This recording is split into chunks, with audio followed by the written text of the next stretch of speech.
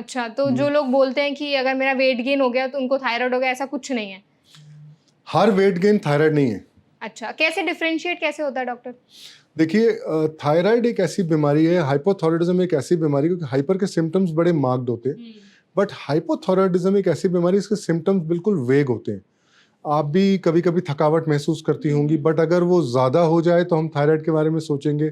मैंने जिस प्रकार से आपको बताया, बालों का टूटना, त्वचा का थोड़ा सा रफ हो जाना, बहुत थकावट को महसूस करना, मेंटल क्लाउडिंग होना, नेल्स ब्रिटल हो जाना, या कई बार बावल हैबिट्स का ऑल्टर होकर कौन से जाना, तो अक्सर इन सब चीज़ों पे आप बहुत ज़्यादा ध्यान देते नहीं हैं।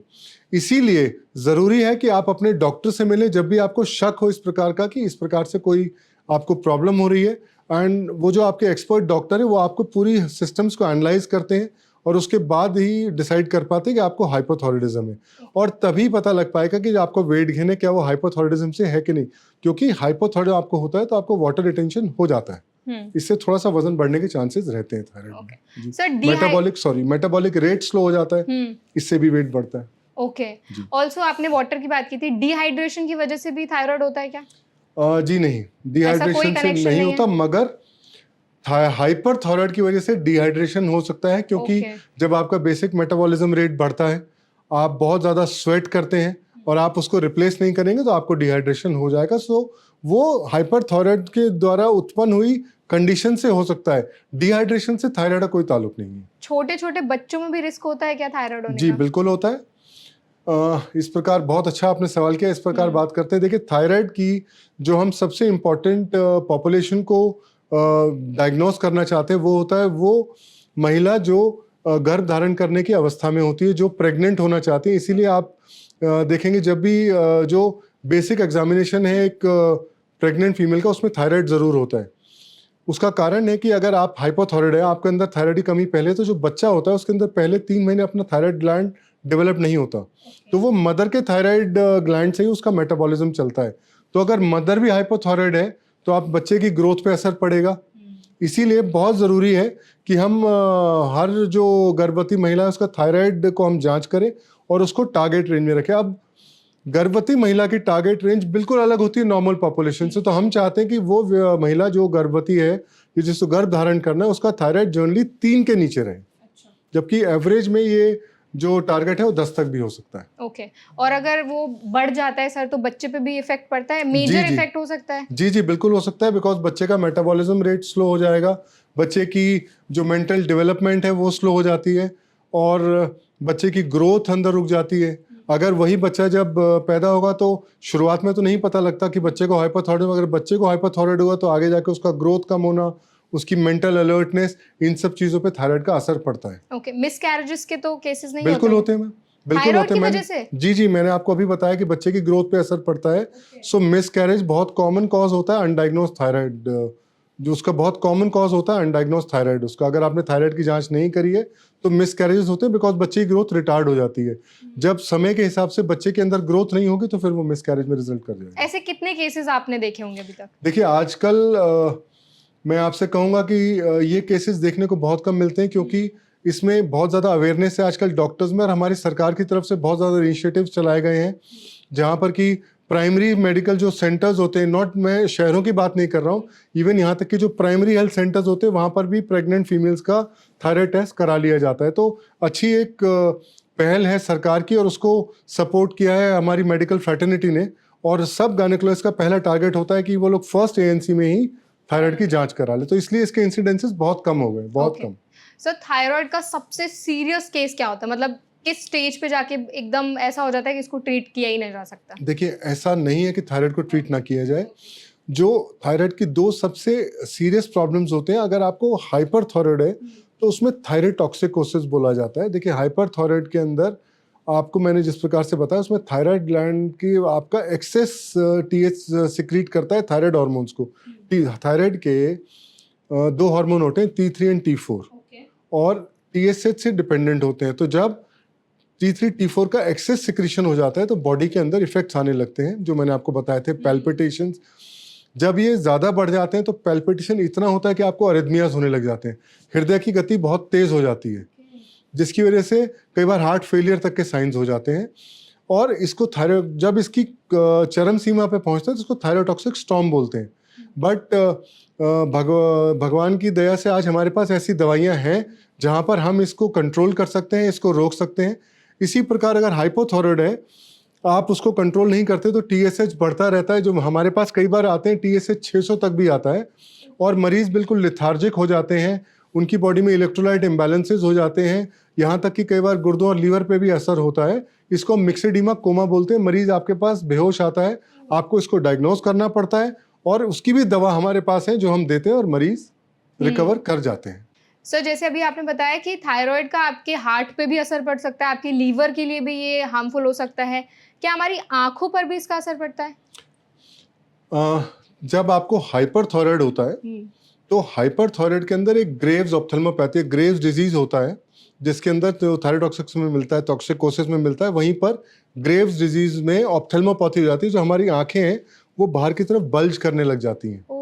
सो वो आंखों पे एक असर होता है। बेसिकली उसमें जो आई मसल्स की पैरालिसिस हो जाती है जिसकी वजह से वो बल्ज आउट करती हैं। ओके, मतलब आंखों पर भी इसका जी असर जी हो जी जी सकता है। लीवर पे जो मैंने आपसे बात की उसका डायरेक्ट असर लीवर पे नहीं है, मगर जब बेसिक मेटाबॉलिज्म स्लो होता है, जब थायराइड बढ़ने लगता है, उसकी वजह से लीवर के अंदर एंजाइम्स वगैरह के अंदर बढ़ने लग जाते हैं, तो वो असर है। पर डायरेक्ट असर इसका लीवर पे नहीं है। Okay ji sir, for example अगर उनको इस टाइप के सिम्टम्स दिख रहे हैं जो आपने सिम्टम्स मेंशन किए कि आपके बाल झड़ रहे हैं या आपको पैल्पिटेशंस वगैरह हो रहे हैं, तो क्या क्या टेस्ट कराए जाते हैं सबसे पहले? आप जब भी एक डॉक्टर ये शक करेगा कि आपको थायराइड की प्रॉब्लम है तो सबसे पहले वो T3, T4 और TSH टेस्ट कराएंगे, क्योंकि इन्हीं टेस्ट से हम करीब करीब 100% पता लगा सकते हैं कि थायराइड की दिक्कत कहाँ पर है और ये हाइपोथायराइड है या हाइपरथायराइड। तो इन 3 टेस्टों से हम पता लगा सकते हैं आराम से। Okay sir, I am sure आपके पास अलग अलग तरीके के पेशेंट्स आते हैं। कभी ऐसा कोई केस आता है आपके पास जो आप भी एकदम शॉक हो जाते हो कि अरे ये क्या कंडीशन है, या आपको थोड़ा कॉन्टेम्पलेट करने में टाइम लगता हो? देखिए हमारे पास कई बार मरीज आते हैं जो ICU में आते हैं जिनके अंदर की हृदय की गति बहुत तेज होती है। उनको एक कंडीशन होती है जिसको हम लोग एट्रियल फिब्रिलेशन बोलते हैं। तो अक्सर ये सब माना जाता है कि ये जो बीमारी है ये हृदय की वजह से हुई है, हृदय की कोई गति बढ़ने से हुई है। पर जब हम इसे कारण ढूंढते हैं तो उसमें थायराइड का कल्प्रेट निकलता है और इसकी हृदय की गति को कंट्रोल तो हम लोग कर लेते हैं, बट साथ में जब इसका थायराइड का इलाज किया जाता है तो ये पूरी तरह से ठीक हो जाती है। और थायराइड का आपको एक और समझना होगा कि थायराइड उन पॉपुलेशन के लिए भी बहुत इंपॉर्टेंट है जिनको हार्ट की प्रॉब्लम है। क्योंकि देखिए अगर आपको हार्ट की प्रॉब्लम पहले से और आपको थायराइड की प्रॉब्लम हो जाती है तो या तो आपके हृदय की गति बहुत तेज हो जाएगी या ब्रैडीकार्डिया, हृदय की गति स्लो हो जाएगी। दोनों ही केसेस में हार्ट के मसल्स वीक होने का डर होता है। इसलिए जिसको पहले से हार्ट की प्रॉब्लम है उनको रेगुलर अपना थायराइड चेकअप कराते रहना चाहिए, क्योंकि ये आपकी प्रेजेंट कंडीशन को वर्सन कर सकता है। ओके आपने बताया कि अगर आपको कोई मेडिकल कंडीशन, जैसे अगर आपको हार्ट प्रॉब्लम है तो आपको थायराइड का ध्यान रखना भी जरूरी है। हो सकता है आपका थायराइड भी बढ़ा हुआ है। जी सर अगर किसी को डायबिटीज है या कोई और अदर मेडिकल कंडीशंस है, उनसे भी थायराइड ट्रिगर होता है या उसका कुछ रिलेशन होता है? देखिए थायराइड का डायरेक्ट रिलेशन तो डायबिटीज से नहीं है, मगर ये दोनों ही आजकल अगर आप देखेंगे तो दोनों ही लाइफस्टाइल प्रॉब्लम्स हैं। तो जिस प्रॉब्लम की वजह से आपको डायबिटीज होगी, डायबिटीज भी अनुवांशिक है। अगर सपोज करिए आपके एक पेरेंट है, आपके पेरेंट को डायबिटीज भी है और हाइपोथायराइड भी है, तो दोनों डायबिटीज और हाइपोथायराइड दोनों का अनुवांशिक होने का चांस है। और अगर आप लाइफस्टाइल पे ध्यान नहीं देंगे तो ये दोनों बीमारियां आपको कोएग्जिस्ट कर सकती हैं एक साथ। बहुत सारे मरीजों में डायबिटीज के साथ हाइपोथायराइड कोएग्जिस्ट करता है।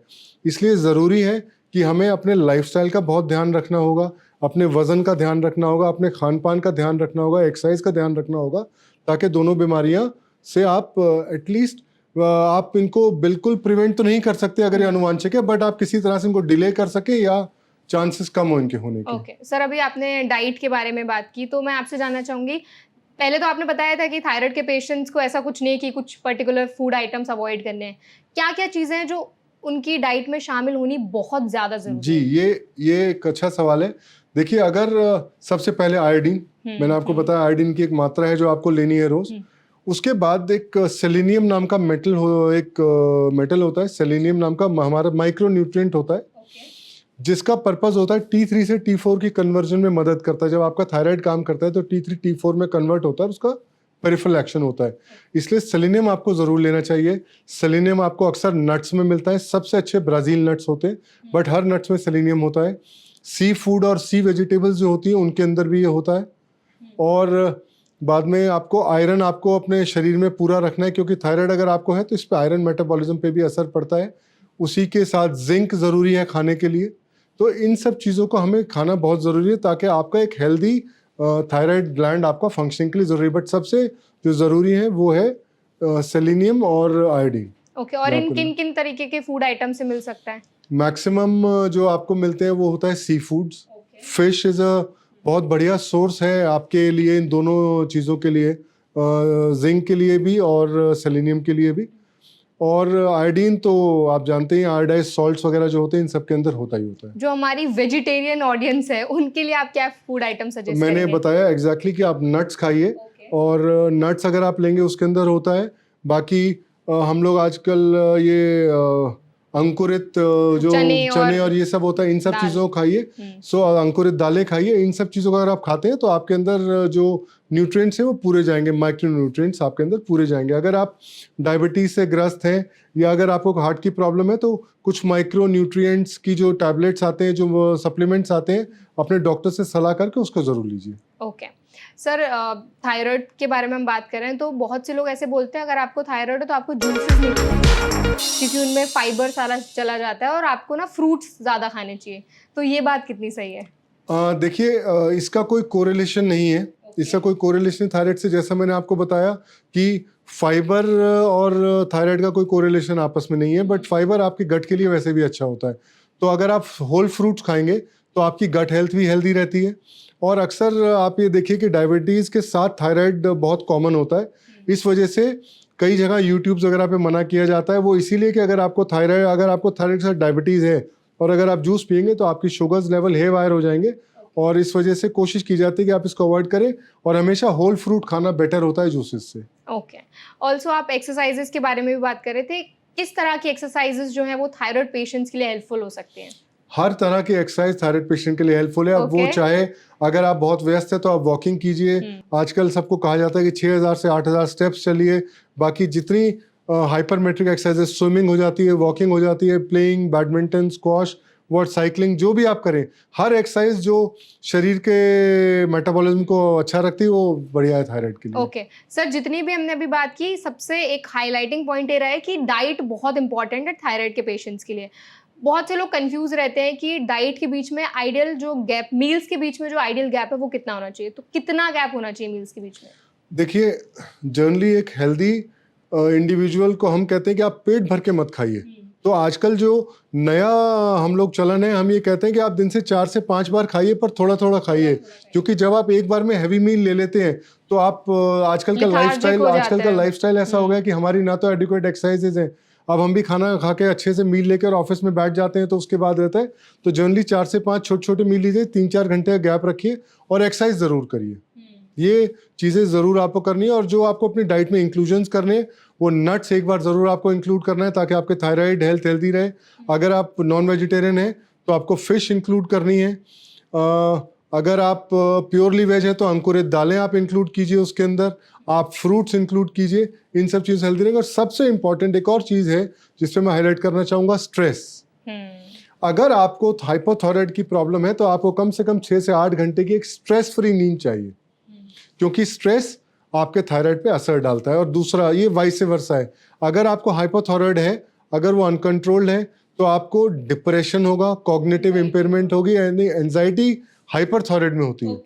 उसमें आप हाइपर एक्टिव हो जाते हैं, इसमें आप हाइपर एक्टिव, आप डिप्रेशन की तरफ जाते हैं।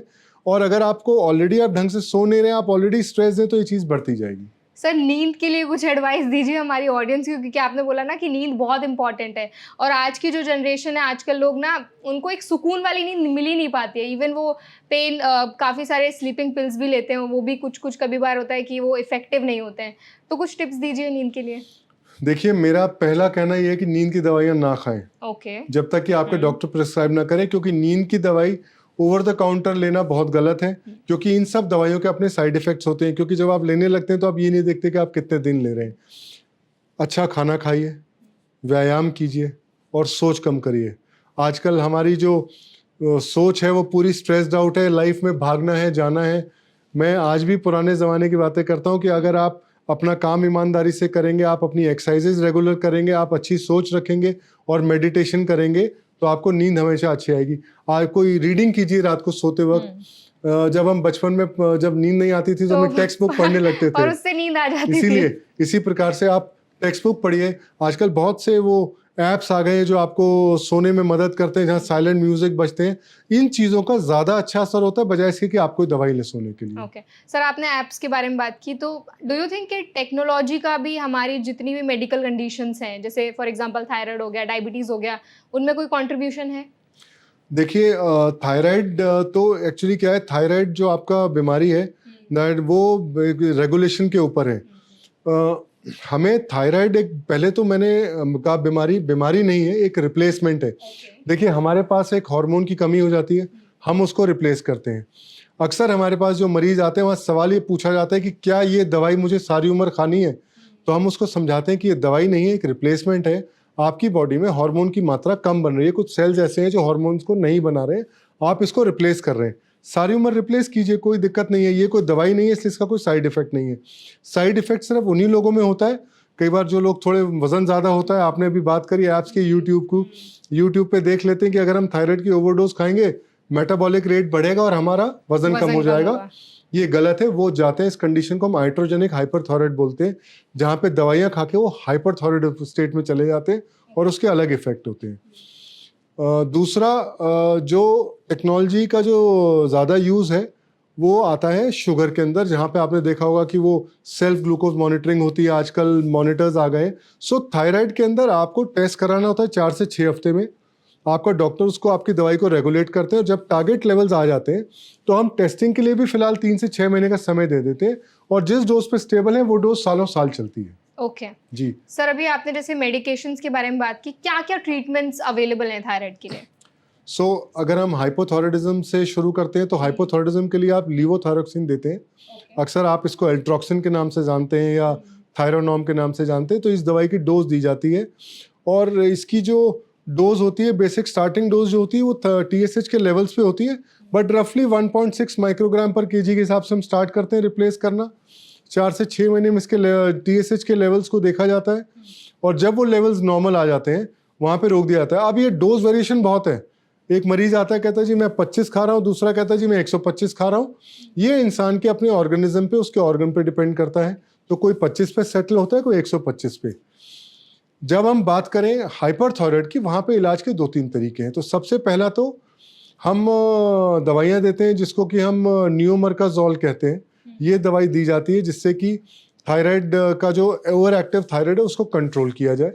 साथ में बीटा ब्लॉकर्स देते हैं दिल की धड़कन को कंट्रोल करने के लिए, जो हाथ कांपते हैं उन्हें कंट्रोल करने के लिए। इन सबको हम जनरली 1 साल से 18 महीने तक देते हैं। अगर वो कंट्रोल हो जाता है तो हम मान लेते हैं कि हमारा मरीज रेमिशन में है। अगर कंट्रोल नहीं होता तब हम जाते हैं सेकेंड लाइन स्टेप्स के ऊपर। पहला होता है जहाँ पे हम एक सर्जरी कर देते हैं, इससे थायराइड ग्लैंड रिमूव कर दिया जाता है। मगर इसमें अक्सर डर होता है कि हमारा पैराथायराइड ग्लैंड भी साथ में चला जाता है। तो उसके लिए हम रेडियो एक्टिव आयोडीन थेरेपी बोली जाती है, जहाँ पे एक चावल के दाने के बराबर रेडियो एक्टिव आयोडीन होती है। आप उसको पीते हैं, वो अंदर जाता है, आयोडीन एब्जॉर्ब होती है और जिस प्रकार से आपके जो भी थायराइड के सेल्स हैं वो डिस्ट्रक्ट हो जाते हैं। और ऐसे केस में हाइपरथायराइड खत्म हो जाता है बट मरीज हाइपोथायराइड हो जाता है। तो फिर उसको सारी उम्र वो थायराइड की एक दवा खानी होती है, बट वो कंडीशन बेनाइन है और मैंने जैसा बताया वो रिप्लेसमेंट है। तो रिप्लेसमेंट करते रहिए और मरीज ठीक चलता रहता है, बट जो मार्क्ड सिम्टम्स हैं वो खत्म हो जाते हैं। सर, अभी आपने बताया था थायराइड के ट्रीटमेंट के बारे में हमने बात की, तो I want to know from you कि थायराइड को कम्प्लीटली रिवर्स किया जा सकता है क्या? देखिए मैंने आपको बताया कि थायराइड होने के 2 कारण हैं, आयोडीन डेफिशिएंसी और ऑटोइम्यून हाइपोथायराइडिज्म। सो बेसिकली ये दोनों रिवर्सेबल कंडीशंस नहीं है, क्योंकि जब ऑटोइम्यून हाइपोथायराइडिज्म आपको होता है उसमें सबसे उसकी 3 स्टेजेस आती हैं। सबसे पहले आपको हाइपरथायराइड के सिम्टम्स आएंगे बिकॉज आपका ग्लैंड, आपके सेल्स इन्फ्लेम्ड हो जाएंगे। सो करीब 4 से 6 हफ्ते तक आप हाइपरथायराइड की तरह रहेंगे, एंजाइटी, ट्रेमर्स। उसके बाद वो इन्फ्लेमेशन कम होती है एंड जो नेक्स्ट स्टेज है उसमें आपके सेल्स डिस्ट्रक्ट हो जाते हैं। सो तब आप हाइपोथायराइड हो जाएंगे और वो एक कंडीशन है, क्योंकि जब आपकी अंदर हाइपोथायराइड, जब सेल्स ही नहीं है सो आपको रिप्लेस करना पड़ेगा। उसमें ज़रूरी नहीं कि पूरी तरह सेल डिस्ट्रक्ट हो, कुछ पार्ट डिस्ट्रक्ट हो जाता है, सो यू बिकम डेफिशिएंट और आपको वो दवाइयाँ हमेशा खानी पड़ती हैं। तो इसलिए नॉन रिवर्सेबल है। जहाँ पे आयोडीन की डेफिशिएंसी है वहाँ पे आप आयोडीन लेते रहते हैं, वो हो जाएगा। अब हम बात करते हैं, कई बार हमारे पास पेशेंट आता है जो कहता है जी मेरा TSH 6.64 है। मैं एक बार आपको इससे भी बात करता हूँ। तो जो थायराइड की जो TSH की वैल्यूज़ होती है वो उम्र के हिसाब से देखी जाती हैं। सो अपोज मेरे पास अगर कोई 70 साल के बुजुर्ग आते हैं और उनका TSH अगर 9 होता है तो मैं उसका इलाज नहीं करूँगा, बिकॉज उम्र के साथ TSH के वैल्यूज़ बढ़ते हैं। बट अगर कोई जवान आदमी या जवान व्यक्ति मेरे पास आता है जिसका TSH 6.23 हो और अगर उसे सिम्टम नहीं है तो हम उसे कहते हैं कि आप एंटी TPO एंटीबॉडीज़ कराइए। क्योंकि ये एंटीबॉडीज़ बताती हैं कि क्या ऑटो इम्यून थायराइडाइटिस की एक्टिविटी हो रही है कि नहीं। अगर ये पॉजिटिव है तो हम उसका इलाज करते हैं, अगर उसको सिम्टम्स है जो मैंने आपको पहले गिनाए सारे तो हम उसको ट्रीटमेंट करते हैं, अदरवाइज हम फॉलोअप करते हैं। उसे कहते हैं कि 4 से 6 हफ्ते के बाद दोबारा TSH करा के आइए। और बहुत सारे केसेस में वो TSH अपने आप कम हो जाता है और इसीलिए ये वर्ड चला कि रिवर्सिबल थायराइड। बट वो प्रॉपर थायराइड नहीं होता, वो सब एक्यूट हाइपोथायराइडिज्म होता है या सब क्लिनिकल हाइपोथायराइडिज्म होता है, जिसका कि इलाज तभी किया जाता है अगर उसकी कुछ कंडीशंस पॉजिटिव हो। या तो आप महिलाएं गर्भवती हैं या गर्भ धारण करने की इच्छा रखती हैं, अगर आपकी TPO एंटीबॉडीज पॉजिटिव है या आप सिम्टोमेटिक हैं। ओके, मतलब